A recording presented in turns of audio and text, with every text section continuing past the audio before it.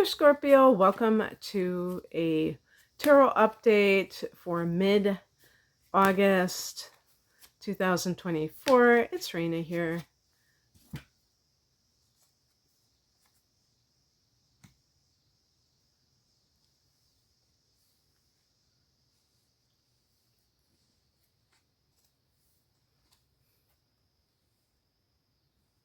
There's your card.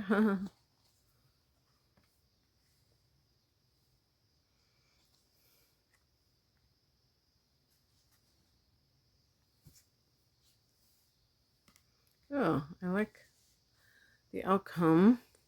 Definitely like the outcome card. Okay. The heart of the matter is the Six of Cups. This is the soulmate card. And, we're in a Mercury retrograde. You might have heard from somebody from your past. And maybe it is somebody that you never quite got over and you consider somebody near and dear to you. I don't know if you consider them your soulmate, but somebody like that, because Six of Cups is a nostalgic card. Can be somebody really getting in touch with the past and all of that, and feeling that sense of sentimentality that comes from reliving some really nice memories, especially when you're younger and everything isn't so damn complicated.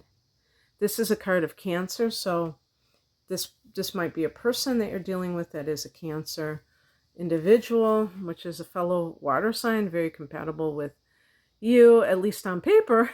Maybe not, specific Cancers that you know.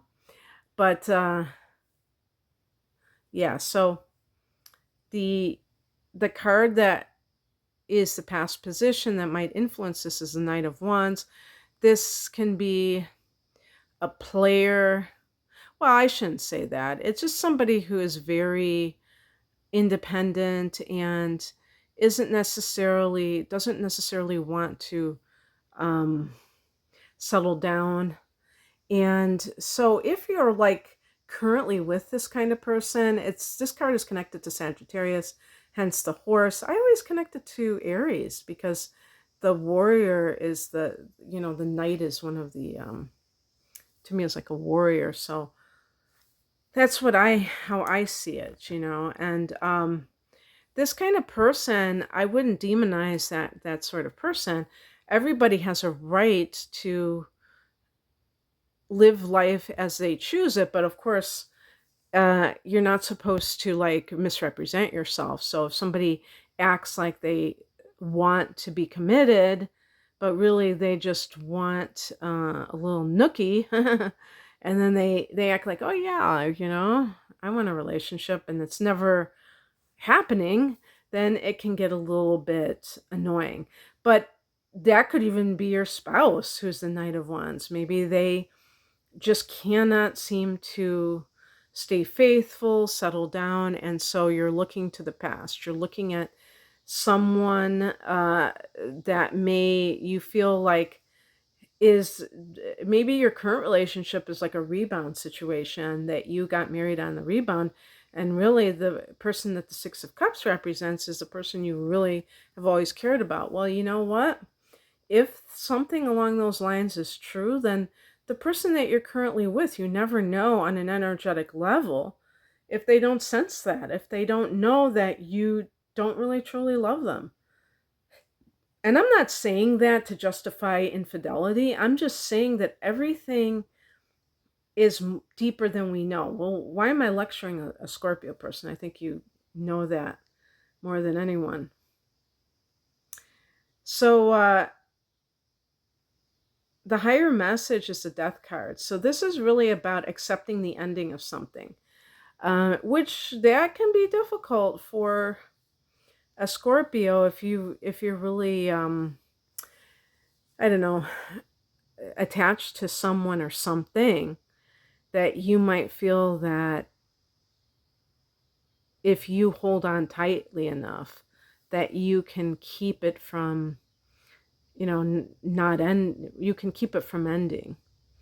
And for obvious reasons, that's not a good idea because let's say it's a relationship. Let's say that you really are committed to your marriage, even if you feel like the other person isn't there for you.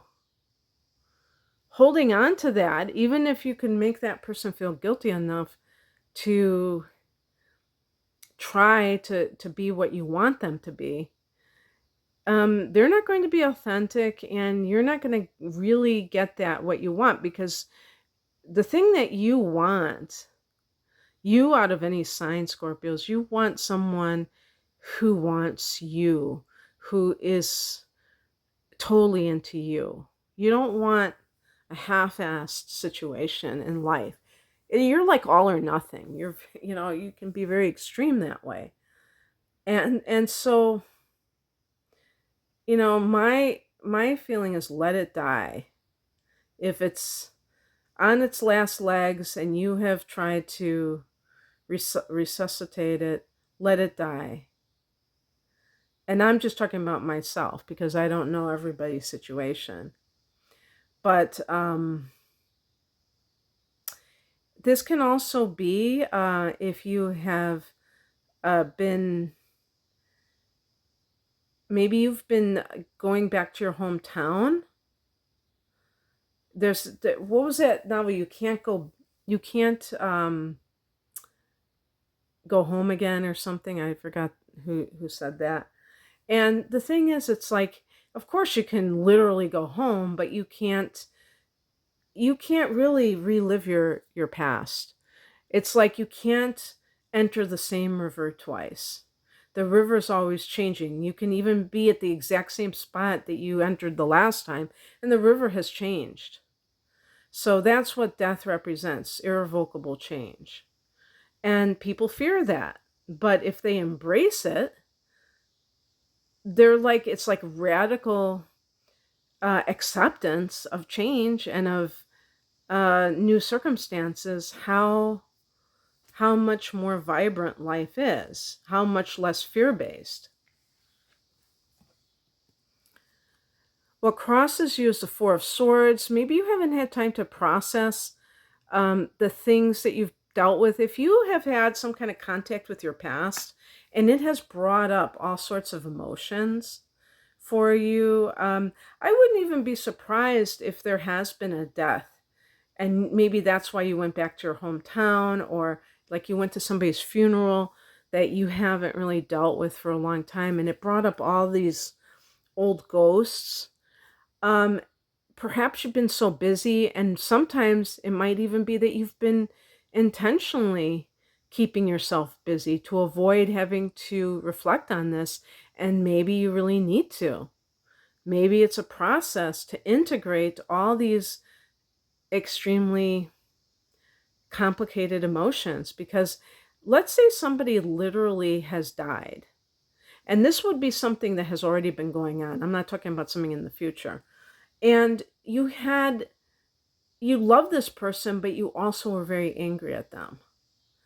Um, some people think that they have to be, on either side, as if there is a side to our relationships with human beings. No, no. I actually had a triple Scorpio friend of mine tell me once, everything isn't black and white. And I didn't think I thought like that, but maybe I did. And I certainly don't think like that now, many years later, 30 years later. So, anyway, what's coming in is the Ten of Pentacles. This is a card of inheritance. So, with the theme of death, if that's all coming in, then, and this is family money. This is, you can see, like, it looks like they're getting married. If you are in an early stages of a relationship with somebody and you're looking at them as the one, the Ten of Pentacles really goes along with that, because it can be like, this is a card of generational wealth. Well, if you look at it from the context of love, it's like it has a value that's enduring. that, you have kids, you have grandkids, and, you might have fallen in love late in life and you're not going to have children or anything like that. But you have that, the 10 can be the family, that continuity. And pentacles, that's earth energy. So it's very durable. I know it sounds like a washing machine, a Maytag washing machine, but no, I really mean it in terms of long lasting love, like a soulmate. And the outcome is the Ace of Wands. These exciting new beginnings. That's why I said, I really like this card. This is fire energy. So whatever it is that is happening, you're like ready for it. You're like there, just like, let me at it. You may have so many things they want to do. Uh, it's a catalyst type of an energy. The Six of Cups, sometimes if you have always wanted to do something and now you're doing it, like I'm talking about since you were a child, then this could be the time when you're really embarking upon that, and that can be very exciting. So I love this reading for you, Scorpio. I hope that this resonated. If you would like a private reading, be it astrological, tarot, or both, you can click on the link below to find out about my offerings. Thanks for watching. Bye.